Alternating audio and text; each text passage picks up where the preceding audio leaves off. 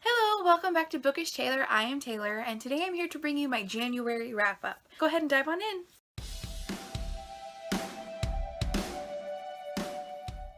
Now, for this month, I ended up reading about 13 books. I mean, that was my goal. I think it was 13. Ended up replacing one book with another and moving the replaced book to my February TBR. So the first book that I read, I don't have physically, and that is Black Lies by Alessandra Torre.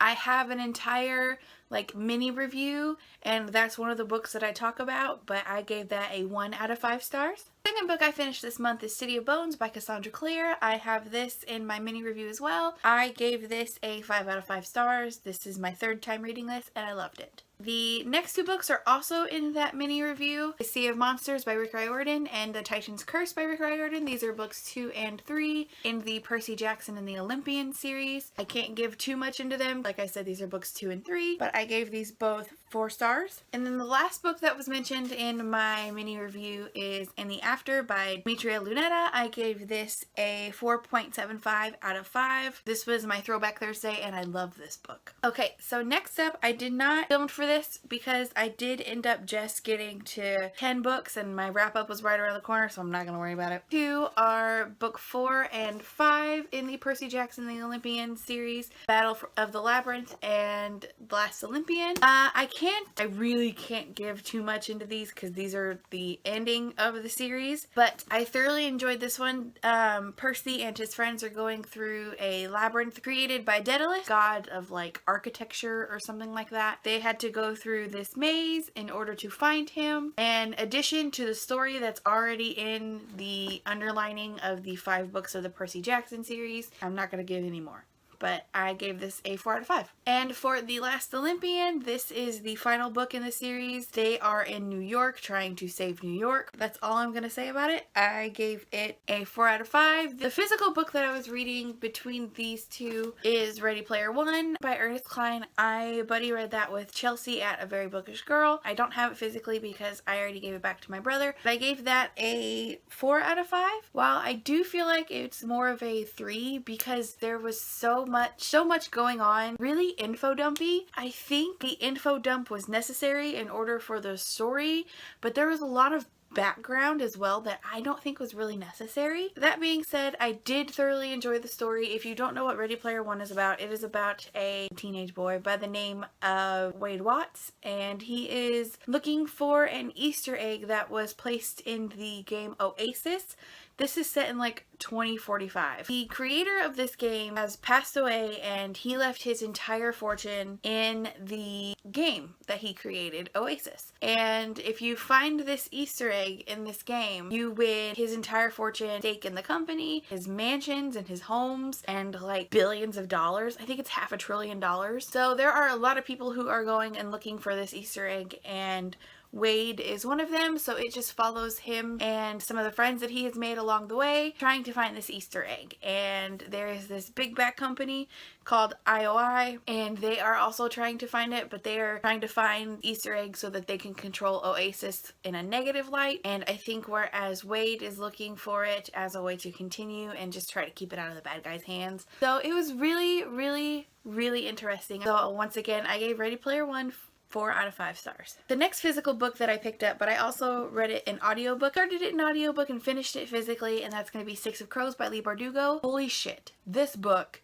is amazing. If you haven't heard anything about Six of Crows, what rock have you been hiding under? It follows 6 thieves from the gang The Dregs, and this takes place in Ketterdam, which is within the Grisha-verse, and they are on this heist in order to steal someone who has been creating a drug for the Grisha, and it is that drug slowly whittles away at the Grisha, basically kills them slowly. Oh my god, this book is so good. This is easily a 5 out of 5. It's so diverse. It's so good.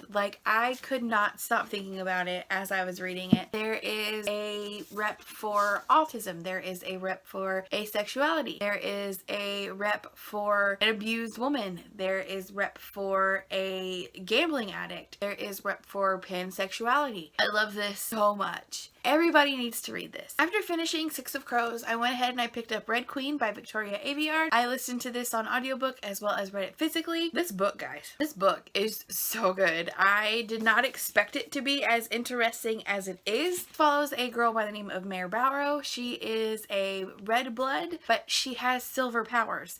And in the world that, I think this is a futuristic world, basically our current civilization has died out and this new world has come and taken over, and there is a patriarchy now. Anyway, it follows Mare. She is a 17-year-old. Yeah, she's 17 years old and she lives in a place called the Stilts. Not good. But she ends up working for the royal family as they're in their summer house, and it turns out that she has some abilities which are specific for the silver bloods. Very unheard of for a red blood to have silver powers. Mare, as she is trying to learn about her power and a whole bunch of other stuff. It's so good. Like, it's a really fast read. I found myself reading 100 pages the first night I picked this up. I love this book. It was a 4 out of 5. And then just because I knew I had a couple days left and I didn't really want to start a big book and have to carry that into February, I picked up Cruel Crown by Victoria Aveyard. There are 2 novellas in here. Queen's Song is all about Corianne, and I cried. One is following the Queen Corianne, who is Cal's mother. Cal is one of the princes, but not the one that Mare is betrothed to. She is betrothed to his younger brother, Maven. So this follows Corianne and how she met the king and how they fell in love and her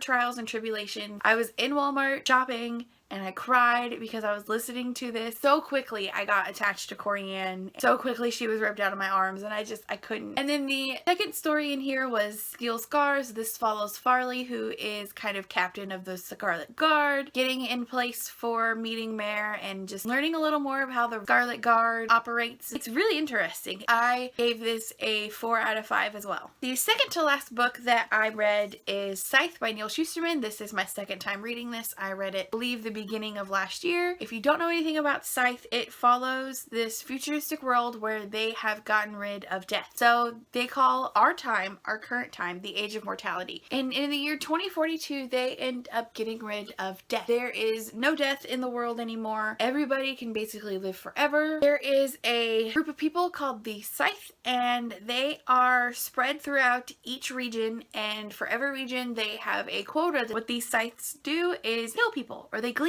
them. These Scythes have these parameters, and basically what they do is they go around glean people. That helps to keep the population at a suitable number. It follows Citra and Rowan. They are 2 apprentices because the region that they live in is needing an additional Scythe. So Faraday has taken on 2 apprentices. He is basically going to pick his favorite. This is my second time reading it. Easily a second 5 out of 5 round for me. And the last book that I finished, I don't have physically. It was an ebook. It was an art copy of Rim Rider by L.A. Kelly. I will have a review for Rim Rider coming up. I will go ahead and let you know I did not like it. It was a 2 out of 5 for me. While the premise was very good, the execution was very poor. My original TBR, so Black Lies, Ready Player One, and Scythe were all Betty Reads. Black Lies was for the book Hangover Book Club. Ready Player One I read with Chelsea from A Very Bookish Girl. Scythe I read with Amanda from A Quarter Books and Love, and April from April's Book Nook. I had Throwback Thursday, which was in the after. The arc that I was planning on reading was Rim Rider. The series that I wanted to finish, Percy Jackson and the Lightning Thief. And then I had 3 books that I had chosen to read for fun, and that was Red Queen, Six of Crows, and Crooked Kingdom. While I did not get to Crooked Kingdom, I moved that to February, and I replaced it with Cruel Crown by Victoria Aveyard. Here are the challenges that I completed for Empty Shelfie. Nikki's challenge was to read, I believe it was a book that you had meant to get to in 2017, and I did complete that. I chose Rim Rider for that. Madeline's challenge was to read a colorful book, and I chose Ready Player One. The original hardback cover is very bright colored. It's orange and yellow and white, I believe. Brit's challenge was to read a book off your e-reader, and I chose Black Lies for that. And then Katarina's challenge was to read a gold and white book, and I chose Last Olympian. I completed 4 out of the 6 Empty Shelfie challenges, and then I also partook in the Kpopathon, which is hosted by Devin and Amanda. I will have their information linked down below. The first one was to find a book with with mental health rep. I chose 6 of Prose for that. The second challenge was to read a science fiction book, and I went with In the After. The third was to choose a book with a beautiful cover, and I went with Titan's Curse. Challenge number 4 was to read a book with black, blue, and red. I overshot and read a book that was blue, red, and black, so I read one book for each. For black, I read The Last Olympian. For red, I chose Battle of the Labyrinth, and for blue, I chose Titan's Curse. Number 5 was to read a book with royalty, and I chose to read